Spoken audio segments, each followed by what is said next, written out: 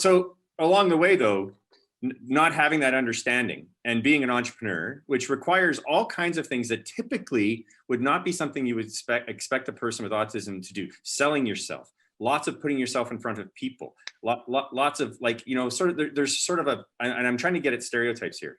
Like there's a lot of things that are challenges that come with being an entrepreneur and a successful business person that you wouldn't expect someone classically who's on the spectrum. But we know that's the problem with the definition of the spectrum as it is. Yeah. So look, let me surprise you with something I have figured out over the years. I think a disproportionate percentage of entrepreneurs are actually on the spectrum, and that's why they have the audacity and the perseverance and the kind of the laser focus, you know, the ability to just keep going and not be diverted. I certainly met a lot of entrepreneur friends and then realized over the years that they are kind of like me, right? They're weird enough, focused enough, irreverent enough. So I think there's actually a bit of a positive link between entrepreneurship and spectrum.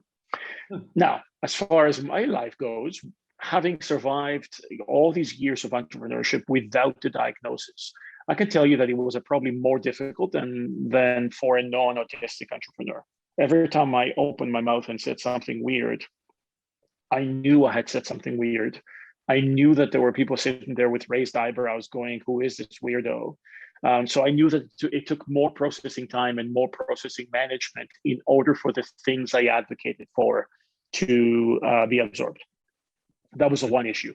The other issue was that... hold on a second though. How did you deal with that? Like, how did you process that?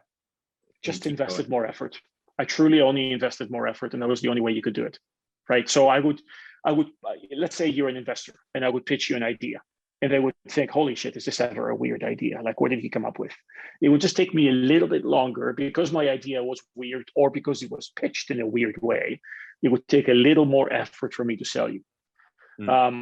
So that was kind of one of the significant additional challenges of being on the spectrum and being an entrepreneur. The other one has to do less with entrepreneurship and more with running a business, which is the fact that when you're at the top of an organizational heap, when a lot of your day job is convincing and persuading and managing and kind of nudging along, your autism actually makes that job more difficult.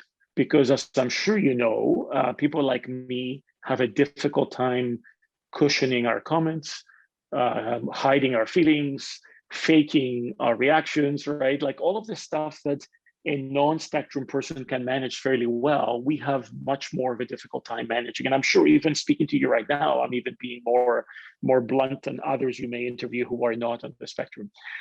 So the lack of nuance, the lack of navigational color makes running a business more challenging because you can be far more absolute in the things you say to your employees or your clients or your investors or anybody that's a stakeholder in your business.